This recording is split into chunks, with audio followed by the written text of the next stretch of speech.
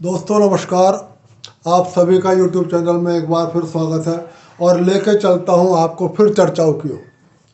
सबसे बड़ी बात यह है कि आज खुद शेख हसीना ने ये रहस्योद्घाटन कर दिया कि उनकी सरकार का तख्ता पलट क्यों हुआ। और उससे भी बड़ी बात यह है कि जो आशंका मैंने आपको पहले अपने एक वीडियो में बताई थी, उसी आशंका को लेकर आज हसीना ने पुष्टि कर दी। मैंने आपको अपने पहले एक वीडियो में बताया था कि बांग्लादेश का एक द्वीप है सेंट मार्टिन द्वीप, जिस पर अमेरिका और चीन दोनों कब्जा करना चाहते हैं, दोनों अपनी संप्रभुता चाहते हैं, और शेख हसीना इसके लिए तैयार नहीं थी। शेख हसीना ने संसद में बिना किसी देश का नाम लिए ये कहा था, एक गोरा राजदूत उन्हें मिला था और उन्हें एक प्रस्ताव दिया था कि यदि इस प्रस्ताव को स्वीकार कर लो तो आप निष्कंटक राज करोगी, अन्यथा परिणाम भुगतने के लिए आप तैयार हो। आज शेख हसीना ने एक इंग्लिश अखबार को अपने इंटरव्यू में देके एक इंटरव्यू दिया है और उसमें इस बात की पुष्टि करी है कि अमेरिका की ओर से उन पर यह दबाव आया था कि सेंट मार्टिन द्वीप की संप्रभुता आप अमेरिका को सौंप दो। यदि आप ऐसा करते हो तो आप बांग्लादेश पर निष्कंटक राज करोगी। लेकिन बांग्लादेश के प्रति राष्ट्रभक्ति और भारत के प्रति दोस्ती निभाने के चलते शेख हसीना तैयार नहीं हुई। चाहता चीन भी था, लेकिन ये जो तख्ता पलट हुआ है ये अमेरिका समर्थक ताकतों ने किया है। खुद शेख हसीना ने इस बात की पुष्टि कर दी। मैं आपको बता दूं कि सेंट मार्टिन द्वीप है कहाँ और है कहाँ। ये बांग्लादेश के उत्तर पूर्वी खाड़ी में है और 3 वर्ग किलोमीटर का मात्र एक छोटा सा द्वीप है। पहले यह बांग्लादेश की मुख्य भूमि से मिलता था, लेकिन बीच का जो एक रास्ता है, बीच की जो जमीन है वो जलमग्न हो गई है, तो इसलिए ये एक अलग द्वीप है।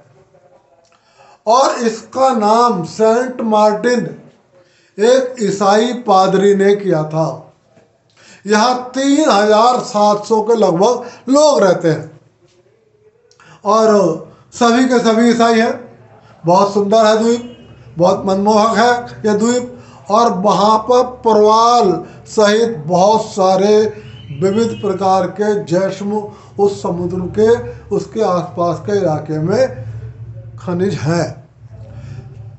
इन सबसे भी अलग, यदि चीन को वह द्वीप मिल जाता तो चीन उस द्वीप से बैठकर भारत को उत्तर पूर्व में और ज़्यादा मजबूती से परेशान करने की स्थिति में होता और भारत के ऊपर बाकी भी निगाह रखता। और यदि अमेरिका को यह द्वीप मिल जाता तो अमेरिका, चीन और भारत दोनों के ऊपर निगाह रखता। मैंने आपको पहले भी कहा था कि जो लोग ये कह रहे थे कि शेख हसीना को भारत में क्यों रोक कर रखा है, शेख हसीना भारत की बहुत गहरी दोस्त है और उन्होंने कई मौक़ों पर कई देशों से साफ कहा है कि मैं बांग्लादेश की ज़मीन को भारत के हितों के खिलाफ इस्तेमाल नहीं होने दूंगी। इसीलिए उन्होंने अमेरिका के इस प्रस्ताव को अस्वीकार कर दिया। अमेरिका इस बात से बहुत नाराज था और अमेरिका का राजदूत उन्हें पहले ही चेतावनी दे चुका था।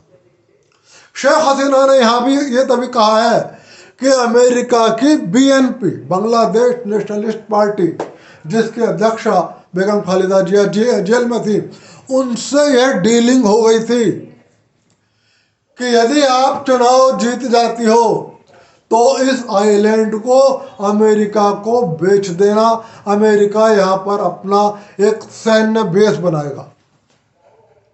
और उस सैन्य निवेश से चीन और भारत पे निगाह रखेगा। लेकिन बांग्लादेश में बीएनपी सरकार में नहीं आ पाई, अच्छा हुआ। शेख हसीना अपने राष्ट्र के हितों के प्रति अड़ी रहीं, बांग्लादेश के हितों के प्रति अड़ी रहीं कि मैं बांग्लादेश की एक इंच भूमि भी किसी और को नहीं दूंगी, बांग्लादेश में अमेरिकी सैन्य निवेश नहीं तैयार होने दूंगी। और साथ ही वो इस बात पर भी अड़ी रही कि भारत से हमारी गहरी मित्रता है, तो मैं भारत के खिलाफ भी इस जमीन का या अपनी किसी भी जमीन का अमेरिका और चीन को इस्तेमाल नहीं करने दूंगी। और उन्होंने चीन को भी आश्वासन दिया कि मैं अपनी जमीन का आपके हितों के खिलाफ भी इस्तेमाल नहीं होने दूंगी। अमेरिका दरअसल ये जो द्वीप है इसकी एक और विशेषता है, जितने भी समुद्री रास्ते हैं उन हर रास्ते से इस द्वीप पर पहुंचा जा सकता है। इसलिए अमेरिका इस द्वीप पर अपना कब्जा करना चाहता है। तो आज जब शेख हसीना ने इस बात की पुष्टि कर दी कि मेरा तख्ता पलट सिर्फ इसलिए हुआ है कि मैंने सेंट मार्टिन द्वीप अमेरिका को देने से इनकार कर दिया, तो अब सब कुछ सामने है कि बांग्लादेश में तख्ता पलट क्यों हुआ। और ये भी निश्चित है कि बांग्लादेश में मोहम्मद यूनुस और उस तथाकथित छात्र नेता नाहिद इस्लाम अमेरिका के प्यादे हैं। पाकिस्तान ने इनको बाकी सुविधाएं, अमेरिका को बाकी सुविधाएं प्रदान करी हैं कि कैसे बांग्लादेश में तख्ता पलट करना है। बांग्लादेश के अपने उच्चायोग के माध्यम से पूरी उनको सहायता प्रदान करी। तो मैं आज यही बात कहने आया था कि आज आखिरकार शेख हसीना ने इस बात की पुष्टि कर दी। और ये आशंकाएं काफ़ी पहले से थी। शेख हसीना ने अपने देश की संसद को इस आशंका के बारे में बता दिया था, लेकिन उन्होंने देश का नाम नहीं खोला था, सिर्फ ये कहा था एक गोरा राजदूत। भारत के पास भी ये पुख्ता सूचनाएं थी, क्योंकि जो बिडेन भारत को घेरना चाहते थे। और रूस जैसे ही प्रधानमंत्री ने इन चुनाव की जीत के बाद रूस की यात्रा करी, उसके बाद अमेरिका जल्दी में आया कि जल्दी से जल्दी भारत के खिलाफ हमें बांग्लादेश में अपनी सरकार को स्थापित करना है। इसलिए आनन फानन में अंधाधुंध हथियार, अंधाधुंध फंडिंग करी गई और बांग्लादेश की शेख हसीना सरकार का तख्ता पलट दिया गया। फिलहाल अभी शेख हसीना भारत में ही है और बांग्लादेश में बड़े पैमाने पर हिंसा आज भी जारी है। लेकिन एक अच्छी खबर यह है कि बांग्लादेश के करीब 25 जिलों में आज अल्पसंख्यक समुदाय एकजुट होकर सड़कों पे उतरा और उसने अपनी सुरक्षा की मांग करी। सरकार से कहा हम भी इस देश के नागरिक हैं, हमारी सुरक्षा की जाए। उनकी इस एकता मार्च से निश्चित रूप से दंगाई कुछ दबाव में आएंगे और बांग्लादेश की सरकार भी कुछ दबाव में आएगी। हालांकि दूसरी ओर ढाका में आज का दिन बैंकों को लूटने का रहा। एक बैंक के कर्मचारियों ने जब इस लूट का विरोध किया तो इन छात्र आतंकवादियों ने 3 बैंक कर्मचारियों को गोली मार दी। आज ढाका में कई बैंक लूटे। तो बांग्लादेश में लूट का दौर अभी भी जारी है, हत्याओं का दौर अभी भी जारी है, अराजकता अभी और भी जारी है। दोस्तों और भी 2 बड़ी खबरें हैं, हालांकि मैं उस पर विस्तार में नहीं जाऊंगा। हिंडनबर्ग की एक नई रिपोर्ट आ गई है। मैंने उस रिपोर्ट को डिटेल में पढ़ा है और मुझे नहीं लगता कि उस रिपोर्ट में कोई भी आपत्तिजनक स्थिति है, लेकिन फिर भी मार्केट उस पर रिएक्ट कर सकता है और कल को वो बाजार गिर सकता है। लेकिन यह निश्चित है कि वो रिपोर्ट का उद्देश्य सिर्फ और सिर्फ बाजारों को गिराना है। मैंने आपको पहले भी कहा था कि यह कंपनी शॉर्ट सेलिंग का धंधा करती है, व्यापार करती है और इसका मकसद होता है बाजार में किसी बड़ी कंपनी को लेकर भय पैदा करना, बाजार नीचे आए और इसको ऊपर के लेवल पे बेच देना और नीचे के लेवल पे खरीदारी करना। एक और भी बड़ी खबर है कि राहुल गांधी ने लंदन में बांग्लादेश के एक बहुत संदेहास्पद व्यक्ति से मुलाकात की है और भाजपा ने कांग्रेस से स्पष्टीकरण मांगा है कि कांग्रेस ये बताए कि राहुल गांधी उससे मिले थे या नहीं मिले थे। फिलहाल मैं इस पर भी डिटेल में नहीं जा रहा हूँ, सिर्फ आपको बता रहा हूँ ये बड़ी खबर है। यदि हो सका तो कल कुछ और अपडेट आया तो कल को आपको बताऊंगा।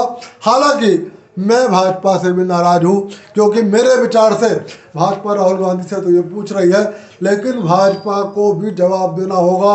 बांग्लादेश के संदर्भ में मेरा ये मानना है कि भाजपा की सरकार कुछ और कड़ा संदेश दे सकती थी जो उसने नहीं दिया। जो जेपी नड्डा साहब चुनाव के बीच में ये कह सकते थे कि हमें आरएसएस राष्ट्रीय स्वयंसेवक संघ की जरूरत नहीं है, अब चुनाव निपट चुके हैं, वो भाजपा के अध्यक्ष की हैसियत से प्रेस कॉन्फ्रेंस करके बांग्लादेश से कह सकते थे कि भारत में करोड़ों लोगों की भावनाएं आहत हो रही हैं और यदि बांग्लादेश में अराजकता जारी रही तो भारत सरकार कोई कदम उठाने को मजबूर होगी। लेकिन भाजपा ने ऐसा भी नहीं करा, और सरकार ऐसा भी कर सकती थी कि संसद में एक प्रस्ताव पास कर सकती थी बांग्लादेश में अल्पसंख्यकों पर जुल्म अत्याचारों के खिलाफ। सरकार ने ऐसा भी नहीं किया। यदि संसद में कोई दल विरोध करता तो वो एक्सपोज होता। वैसे मेरा ये मानना है कि सभी दल समर्थन करते, लेकिन यहाँ पर भी सरकार चूक गई। तो मुझे ये कहने में कोई दिक्कत नहीं है कि यदि लोगों को शिकायतें राहुल गांधी की कुछ मुलाकातों को लेकर कुछ संदेह है तो भाजपा भी खरी नहीं है। भाजपा बांग्लादेश को लेकर भारत की जनता की उम्मीदों पर खरी नहीं उतरी है। फिलहाल आज की बात में दोस्तों बस इतना ही। कल यदि इन्हीं विषयों में से कुछ और नया अपडेट आएगा उसको लेकर आपके सामने आऊँगा। और एक बार फिर निवेदन कर रहा हूँ कि यदि आपको मेरा वीडियो पसंद आया हो तो इस वीडियो को लाइक कर देना और इस चैनल को सब्सक्राइब कर देना। तब तक के लिए आप सभी को नमस्कार।